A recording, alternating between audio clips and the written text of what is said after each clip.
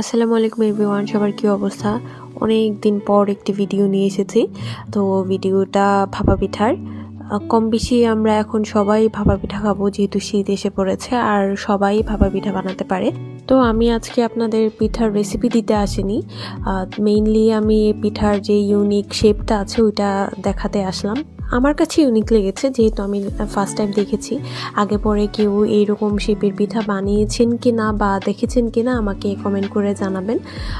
Actually পিঠাটা normally সব কিছু ঠিকই আছে, যা যা দেওয়া লাগে সব কিছুই দিয়েছে। এটার মেকিং প্রসেসটা একটু ভিন্ন। এটা হচ্ছে প্রেশার কুকারের উপর দিয়ে তৈরি করে।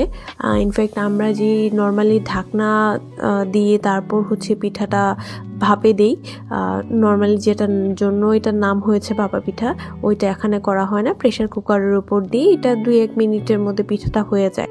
ভাপা পিঠার এই ইউনিক স্টাইলটা কেমন লেগেছে আমাকে অবশ্যই কমেন্ট করে জানাতে ভুলবেন না। এবং সবশেষে আমি আমার আন্টিকে ধন্যবাদ দিতে চাই। আন্টিকে অসংখ্য ধন্যবাদ এই ইউনিক স্টাইলের ভাপা পিঠাটি আমাকে খাওয়ানোর জন্য। এবং যারা এতক্ষণ ধৈর্য ধরে আমার ভিডিওটি দেখেছেন তাদেরকেও অসংখ্য ধন্যবাদ।